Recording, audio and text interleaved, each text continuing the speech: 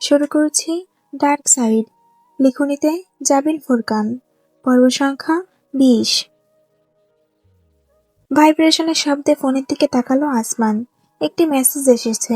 কখনোই রিপ্লাই করা হয় না, তবু প্রতিদিন অন্তর একটি মেসেজ হলেও আসবে। All the best my doggy. বিষণ্ণ হাসতে আচ্ছাদিত হলো আসমানের অধর। মানুষ যেমন করে নিজের পালিত কুকুরকে ভালোবাসে, রাফাও তেমন করেই তাকে ভালোবাসে।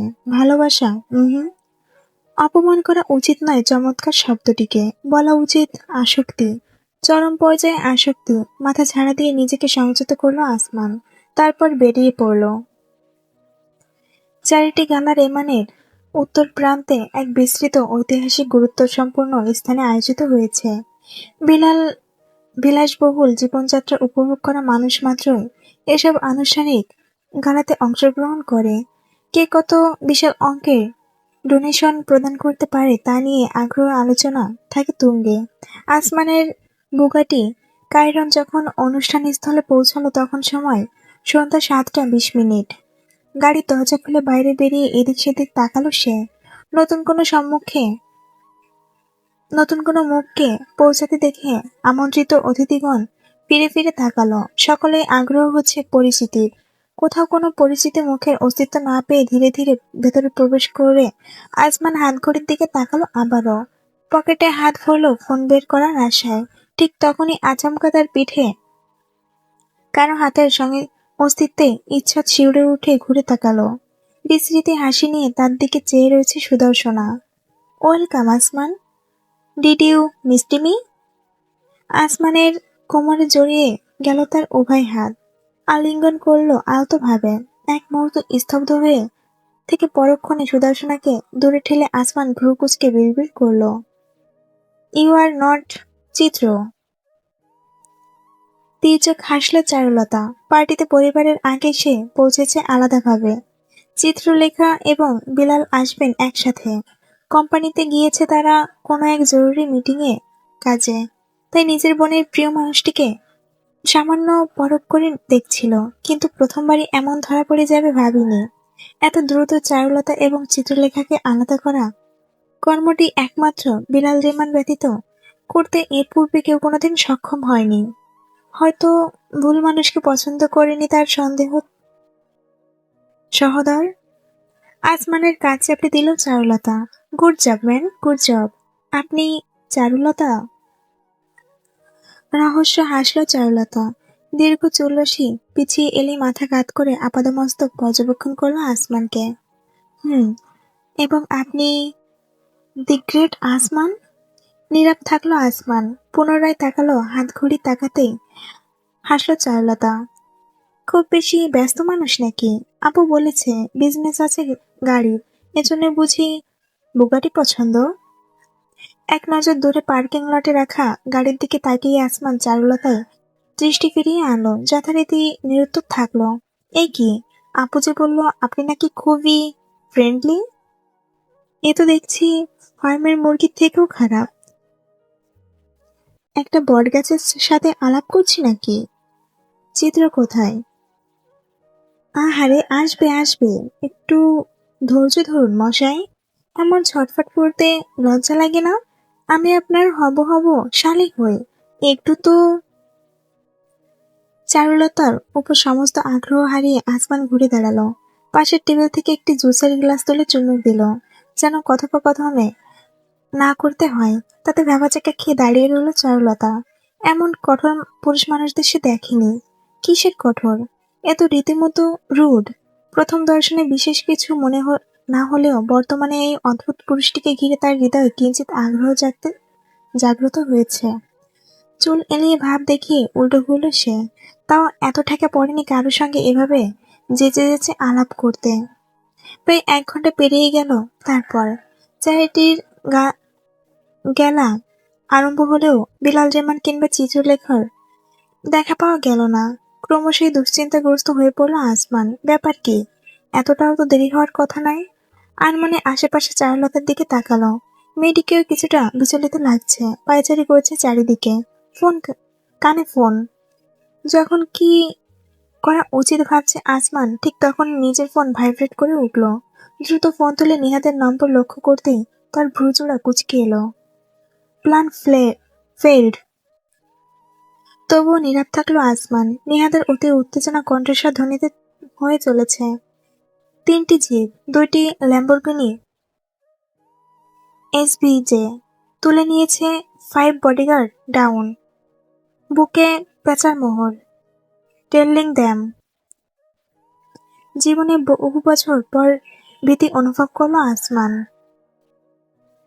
চরম ভীতি, আশঙ্কা, অনুশোচনা এবং ক্রোধ সংমিশ্রিত অনুভূতিতে তার শরীর জুড়ে কম্পন খেলে গেল।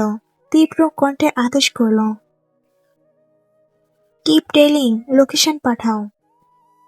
On it. ছুটল আসমান রীতিমতো ঊর্ধ্বশ্বাসে। পার্টিতে উপস্থিত সকলে হতচকিত হয়ে থাকলো, কোনো পরোয়াই করল না। কানে গুজল এয়ারপিস। বুগেটির ভেতরেই চেপে ইঞ্জিনের গর্জন তুলে গ্লাভস ঢাকালো হাতে। শক্তভাবে আঁকড়ে ধরল স্টিয়ারিং। ছুটালো নিজের বাহন। রোমের সড়ক ধরে ছুটে চলল। স্পিড মিটার 3 মিনিটের মাথায় ছাড়ল 100 কিলোমিটার পার হওয়ার। ক্রমশই বৃদ্ধি পেতে থাকলো তা।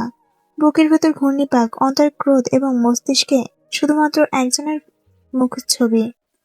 কোনো মিশনের টার্গেট নয়, এক মায়াবিনী অপরিচিতার, নিজের অজান্তে ভালোবেসে ফেলা এক অপ্সরার। একের পর এক গাড়িতে ওভারটেক করে ছুটে চলল আসমানের দুর্বার বহন। পরাও করল না বিপদ সংকেতের কিংবা পুলিশ সাইলেন্সেরও। তীব্র গতিতে নিজের বাইক ছুটিয়ে চলছে নিহাদ। কিছুক্ষণ আগে তাকে অনুসরণ করতে খেয়াল করেছে তৃতীয় পক্ষ। তাদের জিপ গাড়ি থেকে পিস্তল তাক করা হয়েছে। হ্যান্ডেলের জোর হাত চাপিয়ে ইঞ্জিনে হুঙ্কার তুলে বায়ু ঘূর্ণি কেটে ছুটল সে। কালো বর্ণের ড্রাগন অঙ্কিত হেলমেটের উইন্ডোর আড়ালে তার টানাটানা চোখ জোড়া মনোযোগ আচ্ছন্ন। থপ থপ মৃদু শব্দ তুলে গুলি ছুড়তে আরম্ভ করা হলো। তীব্র ব্যাগ কাটল। চাকার কর্কশ আর্তনাদে প্রকম্পিত হয়ে উঠল চারপাশ। বাইক হেলে গেল একদিকে। তার হাঁটু গিয়ে ঠেকল সড়কে প্রায় মাত্র 1 ইঞ্চির ফাঁকর। ড্যামিট! আপন মনে বিড়বিড় করে পুনরায় বাইক পূর্বের অবস্থায় ফিরিয়ে আনল। সহসায় ঢুকল বিপরীত সড়কে, বিভ্রান্ত করার প্রচেষ্টায়।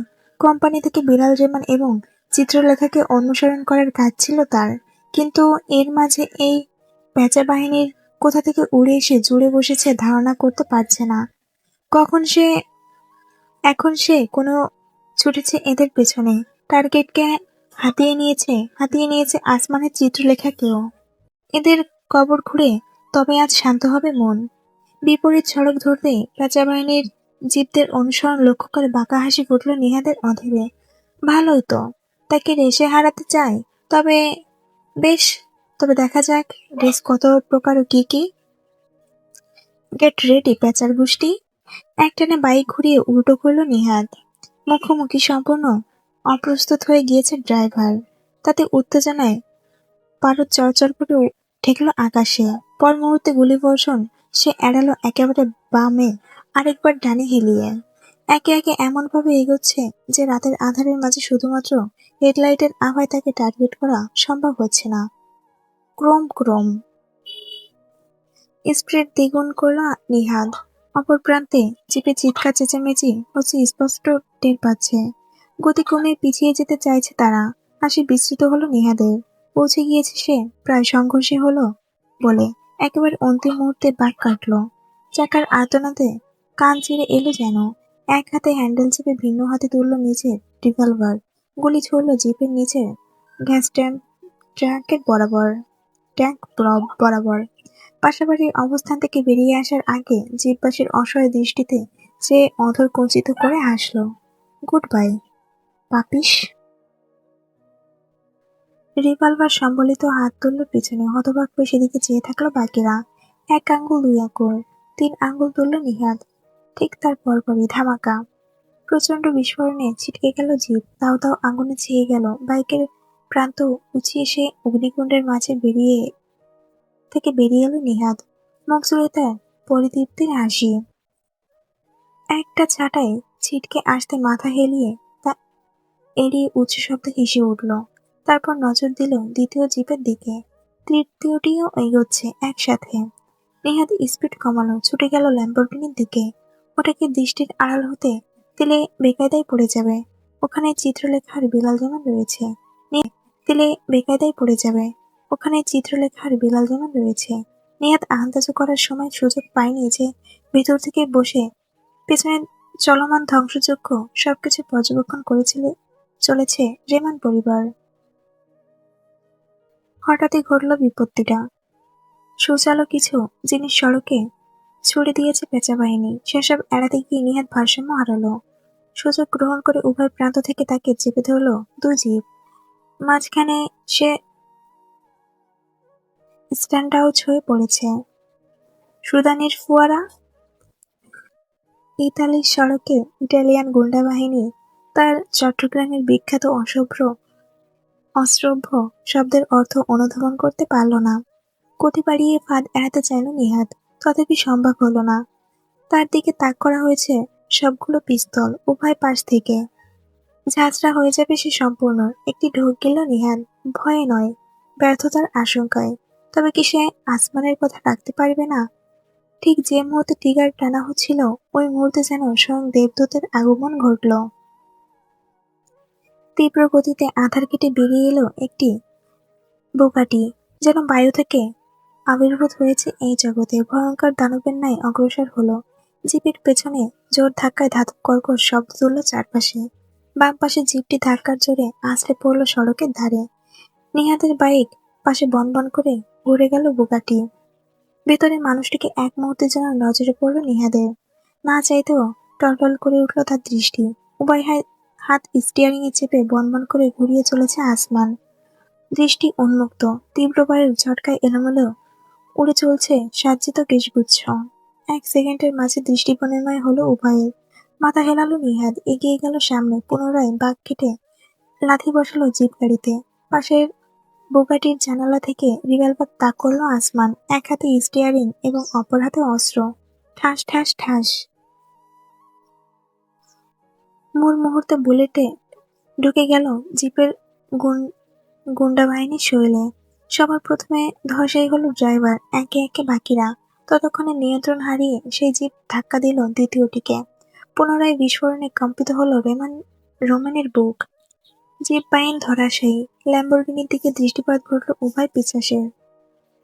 তাকালো একে অপরের পানে। নিঃশব্দ আদেশ বিনিময়। পাশাপাশি এলো শিষ্য এবং গুরু। শিষ্যের বাইক এবং গুরুর বুগাটি উভয় ধাবিত হলো শত্রুপক্ষের বিনাশে। চেহারায় তাতে প্রজ্বলিত দৃষ্টি, তীব্র মনোযোগ এবং চরম ক্রোধ। ল্যাম্বরগিনির পিছনে ছিটে হাত পা আবদ্ধ অবস্থায় বসে কাজ ভেদ করে অসম্ভব দৃশ্যটির পানে একদৃষ্টে তাকিয়ে রইল চিত্রলেখার অব্যক্ত অনুভূতি পরিপূর্ণ নয়নজোড়া। সহস্র প্রচেষ্টার পরও সে বুগাটির ড্রাইভার সিটে থাকা শুভ্র অথচ অশুভ পুরুষটির উপর থেকে দৃষ্টি ফেরাতে পারল না। এগিয়ে আসছে সে, ভক্ষক হয়ে নাকি রক্ষক হয়ে। আজ থেকে কয়েকদিন আগের কথা। একটি জ্যাজ বারে দেখা হয় এক ইটালিয়ান বান্দার সঙ্গে। প্রথম সাক্ষাতে চিত্রলেখাকে প্রাইভেট চেম্বারে আমন্ত্রণ জানায় সে। ভদ্রভাবে অস্বীকৃতি জানায় চিত্র। যাওয়ার পূর্বে তার উদ্দেশ্য ছেলেটির সর্বশেষ বক্তব্য ছিল, চি প্রেন্দোরো কুমুনকুয়ে, আমি যেভাবেই হোক তোমাকে হাসিল করব। স্বভাবতই ব্যাপারটিকে বিশেষ গুরুত্ব রোপণ করেনি চিত্র। কোনোদিন সে কল্পনা করতে পারেনি যে সেই বান্দা মিস্টিক রিপার মাফিয়া গোষ্ঠীর কেউ হতে পারে। খুব বেশিক্ষণ নিজের ভাবনার জগতে বিলীন হওয়ার সুযোগ পেল না চিত্র। তার মস্তিষ্ক জুড়ে একত্রে অসংখ্য চিন্তাভাবনা ঘুরপাক খাচ্ছে। ল্যাম্বরগিনির পিছনে দ্রুতগতিতে এগিয়ে আসছে আসমানের বুগাটি এবং নিহাদের বাইক। ফ্যালফ্যাল করে চেয়ে থাকলো সে।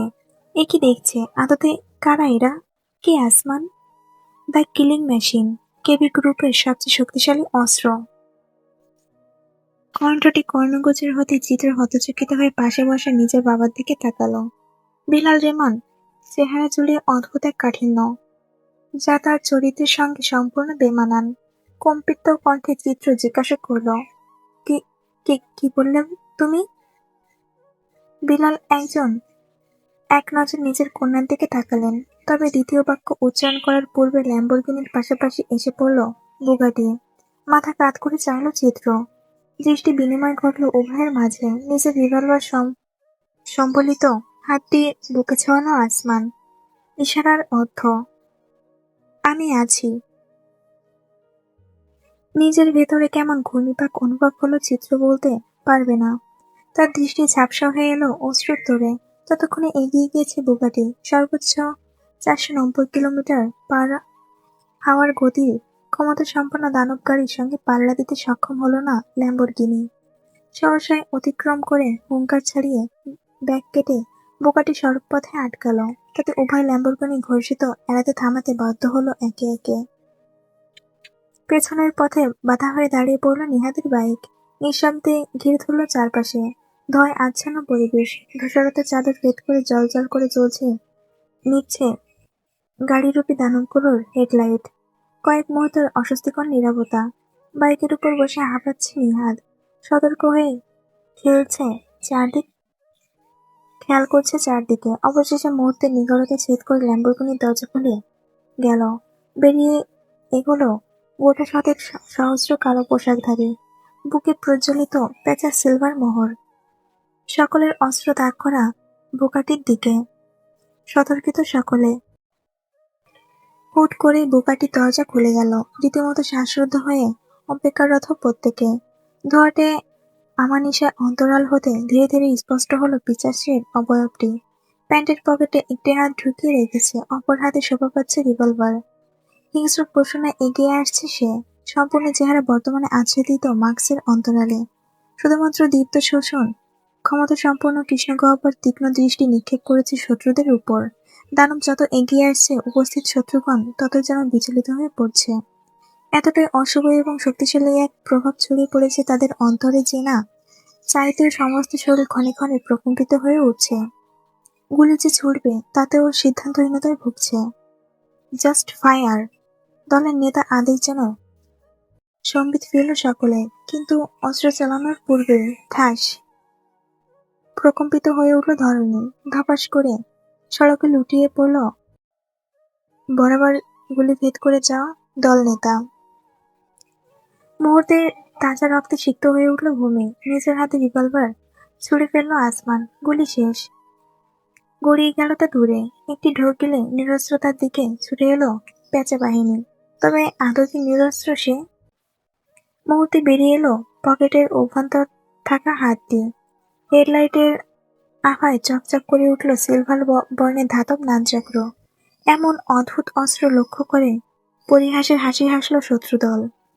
কিন্তু সেই হাসির রেখা মুহূর্তে উধাও হয়ে হলো চরম আঘাতে। ঘুরে গিয়ে নামচক্র টানে অস্ত্র বিলুপ্তি ঘটিয়ে একজনের গলা পেঁচিয়ে ধরল আসমান।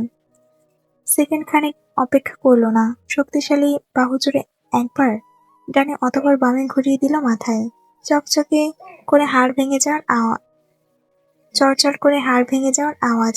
বিকৃত হয়ে আসা অভিব্যক্তি নিয়ে সড়কে ধরিসার হলো শত্রু। হতভম্বল হয়ে সেদিকে তাকিয়ে থাকলো অবশিষ্ট লোকজন। এক ঝটকায় নামচক্র ঘুরিয়ে দুহাতে টেনে আসমান দৃষ্টি নিক্ষেপ করলো তাদের উদ্দেশ্যে।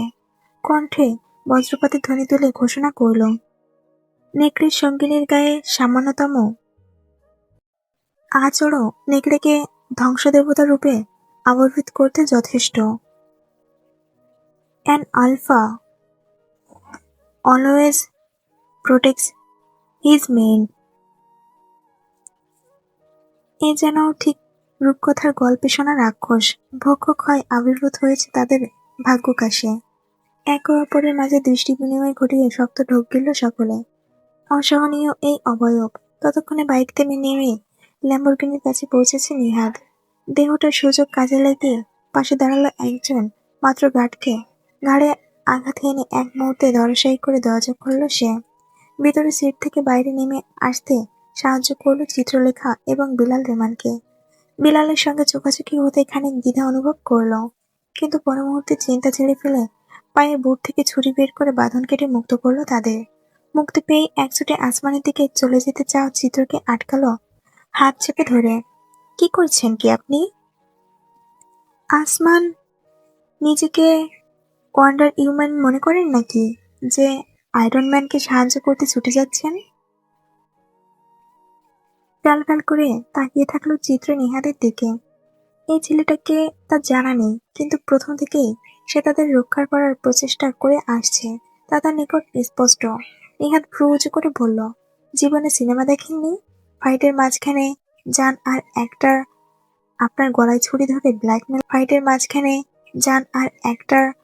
আপনার গলায় ছুরি ধরে ব্ল্যাকমেল করা শুরু করুক। দুই বোন একেবারে এক, মস্তিষ্কের স্ক্রু ঢিলা। কিভাবে যে আসমান ভাই এই ঢিলার সাথে ফাঁসলো! প্রেম মানুষকে গর্ধব বানায়, প্রমাণিত। হিতাহিত শূন্য হয়ে চেয়ে থাকলো শুধু চিত্র। তারপর দৃষ্টি ফিরিয়ে তাকালো যেখানে আসমানের মুখোমুখি হয়েছে বেচা বাহিনী। নমনীয় শরীর তার বায়ুর সঙ্গে একতা ঘোষণা করছে। অতি ক্ষিপ্র গতিতে হাতে গড়ছে নানচক্র, যার জোরে তার ধারে কাছে ঘেঁষাও কঠিন হয়ে পড়েছে সকলের জন্য। তবুও হাল ছাড়ছে না নারাজ শত্রু। চারদিক থেকে ঘিরে ফেলেছে আসমানকে। দুর্ভাগ্য হৃদয়স্পন্দন নিয়ে তাকিয়ে রইল চিত্রলেখা। তার অবাধ্য অন্তর প্রার্থনা করছে এই পরিস্থিতির সমাপ্তি। আসমানের পেছন থেকে সজোরে ছুটে এলো একজন, চালালো পিস্তল। মোকাবেলায় একটু দেরি হতেই বুলেট ঘেঁষে তার বাহু ছিটকে রক্ত উঠল। মুহূর্তে যেন নিজের পৃথিবী থমকাতে অনুভব করলো চিত্র। পুনরায় অগ্রসর হতে চাইলে সম্মুখীন হলো পিতার বাঁধন। তাকে নিজ আলিঙ্গনে চেপে ধরে দৃশ্যপট থেকে যেন সম্পূর্ণ আড়াল করে নিলেন বিলাল। এহেন কদর্যত সন্তানকে দেখতে দিতে চান না। এক ছুট দিল নিহাত মুহূর্তে। ধরাশায়ী করল গুরুকে আক্রমণ করার লোকটাকে। ততক্ষণে নিজের বাহু চেপে ধরেছে আসমান, আঙুলের ফাঁক গড়িয়ে রক্ত ছুঁয়ে পড়ছে তার। তবুও পরোয়াহীন দুর্বার সে এক হাতে নাচক্র গতির ঝড় তুলল। ক্ষতবিক্ষত হয়ে একে একে ছিটকে পড়তে শুরু করলো শত্রুপক্ষ। যে সময়টা বিস্তর দীর্ঘ মনে হলো, তার সমাপ্তি ঘটল ইটালিয়ান পুলিশের গাড়ির সাইলেন্সের মাধ্যমে। অতিরিক্ত গতিতে গাড়ি চালানোর এমনিতেও তাকে অনুসরণ করা একটি পেট্রোল টিম পরবর্তীতে এমন ঝামেলার খবর পেয়ে ছুটে এসেছে, যার দরুন মাঝপথেই বিদ্রোহ অবসান ঘটল। কিন্তু ততক্ষণে নিথর হয়েছে অগণিত। ইউনিফর্ম পরিহিত ইটালিয়ান পুলিশ গাড়ি থেকে বের হয়ে দ্রুত এগিয়ে এলো, নিজেদের অস্ত্র ত্যাগ করে। চারিপাশের বিভীষিকা তাদেরও চক্ষু চড়ক গাছ করে তুলেছে। ধ্বংসযজ্ঞের মধ্যখানে অবস্থানরত রক্তস্রোত আসমানকে সর্বপ্রথম পাকড়াও করে পুলিশের গাড়ি বনেটে ছুটে ফেলা হলো। উভয় হাতে পরিয়ে দেওয়া হলো ধাতব হাতকড়া। কোনো প্রকার প্রতিবাদ করার প্রচেষ্টা করল না সে। অপরদিকে কিছুটা দূরে থাকায় নিহাত এবং রেমান পরিবার এসবে যুক্ত কিনা তা অনিশ্চিত হয়ে আপাতত তাদের গ্রেপ্তার করার পথে বিরত থাকলেন আইন শৃঙ্খলা বাহিনী। যদিও সবাইকেই থানা পর্যন্ত টেনে নেওয়া হবে প্রাথমিক বিশ্লেষণের জন্য। বিলাল রেমানের সঙ্গে কিছু বাক্য বিনিময় করলো পুলিশ সদস্য। ততক্ষণে আসমানকে ঠেলে নিয়ে যাওয়া হচ্ছে পুলিশের গাড়ির উদ্দেশ্যে। প্রতিমধ্যে একবার পাশ ফিরে চাইল সে, দৃষ্টি বিনিময় করলো চিত্রলেখার সঙ্গে। ছলছল দৃষ্টিতে চেয়ে আছে মেয়েটি, কিন্তু কিছু উচ্চারণ করতে মুখ খুলছিল আসমান। কিন্তু তার পূর্বেই থাপ আসমানের দিকে শরীর ঘুরিয়ে অতর্কিতে শরীরে সর্বোচ্চ জোরে কাজে লেগে চিত্র একটি চড় লাগিয়ে বসল হৃদয়ের প্রিয় পুরুষটিকে। তার হঠাৎ তীব্র প্রতিক্রিয়ার উপস্থিতি পুলিশ সদস্যগণ পর্যন্ত ভ্যাবাচ্যাকা খেয়ে গেল। তবুও নিটল আসমান ধীরে ধীরে মুখ ফিরিয়ে চাইল হৃদয় হরণীর মুখায়বে। মাস্কের অন্তরালে অধরে প্রস্ফুলিত হলো তীর্যক হাসি। Traitor, sorry. দুটো শব্দ, অগণিত অনুভূতির বিনিময়ে দুটি সত্তা আজ এক হয়েও যেন বিচ্ছিন্ন। এই বিচ্ছেদ সারা জীবনের। অনুধাবনে বেগ পেতে হলো না আসমানকে। পুলিশ সদস্য তাড়া দেওয়ার আগে সে অন্তিমবারের মতো চিত্রলেখাকে অবলম্বন করে হেঁটে চলে গেল। গাড়ির ভেতর চেপে বসলো। তার জীবনের বর্তমান উদ্দেশ্য সম্পূর্ণ অজানা। বাইরে বিধ্বস্ত সড়কে দাঁড়িয়েও টলটলে অশ্রু উপচে পড়া দৃষ্টিতে চেয়ে থাকলো চিত্র। নিজের হাতটি মুষ্টিবদ্ধ করে গুটিয়ে নিল। অনুভূতির দোলাচলে তার হৃদয় আজ ছিন্ন বিচ্ছিন্ন হয়ে গিয়েছে। এক সপ্তাহ পর রোমেন পুলিশের দপ্তর থেকে ধীর পায়ে নতমুখে বেরিয়ে আসতে সামনের দৃশ্যপটে থমকাতে বাধ্য করলো আসমানকে। ছলছলে দৃষ্টিতে তার জন্য অপেক্ষারত নিহাদ। কিন্তু ছেলেটি নয়, বরং তার পাশে দাঁড়িয়ে থাকা বিলাল রেমানের দৃষ্টি কাড়ল তার। নিজেকে প্রশান্ত রেখে এগোলো, মুখোমুখি হলো মানুষটির। তার প্রজ্বলিত নয়নের দৃষ্টি গভীর দৃষ্টিপাত ঘটালো বিলাল। বুকে উভয় হাত ভাঁজ করে জিজ্ঞাসা করলেন, ভালো আছো? ভিন্ন দিকে চেয়ে পরিহাসের হাসি আড়াল করলো আসমান। তারপর বিড়বিড় করলো, আপনি সব জানতেন তাই না? শুরু থেকে অবশ্যই নয়, তবে আমারও সোর্স আছে। কেবি গ্রুপের সমতুল্য না হলেও নেহাত কম কিছু নয় ডিয়ার। স্বীকার করে নিলেন বিলাল। কপালে আঙুল ঘষে একটি দীর্ঘশ্বাস নির্গত করে যুক্ত করলেন, কিন্তু ততদিনে আমার মেয়েটা আপনার নিজের মেয়ে নয়, দত্তক নেয়া যমজ মেয়ে, যমজ সন্তান। আসমানের কণ্ঠে হতচকিত হয়ে তাকালেন বিলাল। নিহাত নিঃশব্দে একবার নিজের গরু এবং আবার রেমান অধিপতি দিকে নজর বুলিয়ে চলেছে। হস্তক্ষেপ করার কোনো বাসনা নেই তার, শুধু নীরব পর্যবেক্ষণ। বিলালের সরু গোফের নিচে অধরে ফুটল এক অমায়িক পুষ্পধারা। You are intelligent, aren't you? আমাকে কেন সুযোগ দিয়েছেন? বিষয়টি ব্যক্ত করার কোনো আগ্রহ না দেখি সরাসরি প্রশ্ন ছুড়ল আসমান। কঠিন তার দৃষ্টি, তাতে বিলাল রেমান মাথা নুইয়ে কিঞ্চিত হাসলেন। পরবর্তীতে আকাশের পানে চাইলেন। তার দৃষ্টিতে অব্যক্ত এক অনুভূতি প্রদর্শিত হলো, যার অর্থ উদ্ঘাটন করা দায়। আয়েশার ছেলে তুমি, আসমান। আয়েশার ছেলে তুমি, আসমান। সর্বাঙ্গে যেন বিদ্যুৎ প্রবাহিত হয়েছে, এমন ভঙ্গিতে কম্পিত হয়ে উঠল পাথর মানব। তার অনুভূতি শূন্য দৃষ্টি ছিল বর্তমান বিস্ময়, সর্বোচ্চ পর্যায়ে বিস্ময়, যা নিজের জীবনে এর পূর্বে কোনোদিন অনুভব করেছে কিনা স্মরণে নেই। এই ব্যক্তির কণ্ঠে নিজের মায়ের নাম শুনতে পাবে তা পস্মিত কালেও ধারণা করেনি তার বিচক্ষণ মস্তিষ্ক। আ- আপনি? তীর করে কাঁপতে থাকলো তার অধর জোড়া। শব্দগুচ্ছ দলা পাকিয়ে গেল কণ্ঠনালীতে। শক্ত একটা ঢোক গিলতে হলো তাকে। এ কেমন দোলাচল! এগিয়ে এলেন বিলাল, নিজের একটি হাত স্থাপন করলেন আসমানের কাঁধে।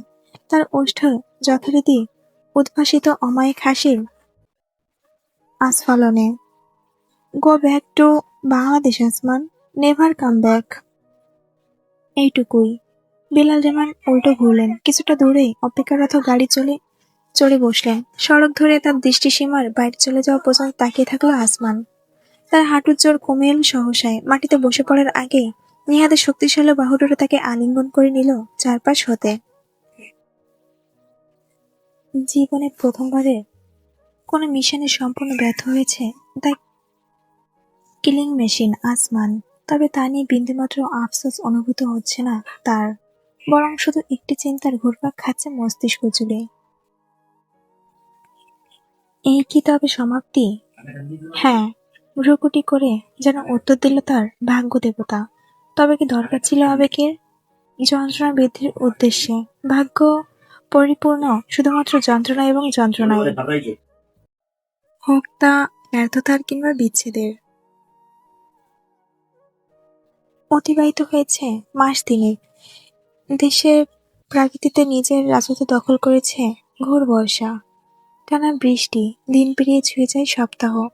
কোথাও খিচুড়ি ইলিশ ভাজার উল্লাস, কোথাও বা বন্যার হাহাকার। এর মাঝে প্রশান্ত সমুদ্র মাঝে পাল তুলেছে জীবন্তরী, ছুটে চলেছে উদ্দেশ্যহীনতাভাবে। সময় প্রবাহমান, কারোর জন্য থামে না মহারাজা। বাদ দেওয়ার সাধ্ধিকার, জীবনও বয়ে চলেছে আপন গতিতে। জীবন না বলে যা উচিত বেঁচে থাকা, বেঁচে থাকা। বেঁচে আছে দেহ, মৃত্যুতে পরিণত হয়েছে অন্তর। গান শোনা হয় না আর, করা হয় না নিহাদের সঙ্গে খুনসুটি।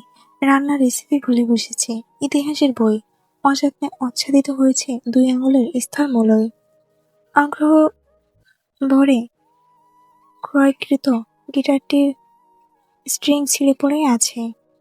মেরামতের আকাঙ্ক্ষা নেই। কেবি গ্রুপের দায়িত্ব থেকে অব্যাহতি নিয়েছে মাস 6 জন্য, নিজেকে গুছিয়ে নেবে। ব্যর্থতায় গ্লানি ধুয়ে মুছে পবিত্র হবে। কিন্তু তা কি সম্ভব? বেঁচে থাকা সবটুকু রং হরণ হয়েছে। ভাগ্যকাশ ছেয়েছে অনিমিষার আধারে। যে রঙিন সত্তা এই সাদা কালো জীবনে পদার্পণ করে নিজের বর্ণে ভুলিয়েছে সবটুকু বিষাদ। তার অভাবে খাখা মরুভূমি, এই হৃদয় বালুচর। ঠিক কি হয়েছিল ইতালিতে সেই দিন সঠিকভাবে জানা নেই। কিভাবে রক্ষা পেয়েছিল পুলিশের হাত থেকে। হাত রয়েছে ক্ষমতাধর বিলাল রেমানের। কি দরকার ছিল নিজের ঘাতককে মুক্ত করার? হয়তো ছোট এক কৃতজ্ঞতা। ঘাতক যে সেই দিন রক্ষক রূপে আবির্ভূত হয়েছিল, কিংবা এর অন্তরালে ভিন্ন ব্যাখ্যা রয়েছে কি? ভাবতে রাজি নয় অন্তর। প্রয়োজন কি? সমাপ্তি ঘটেছে এক মহা উপাখ্যানের। সে অনুভূতি পরিপূর্ণ যাত্রার দ্বিতীয়বার অংশ নেওয়া। অমর হওয়ার অন্যায় অসম্ভব।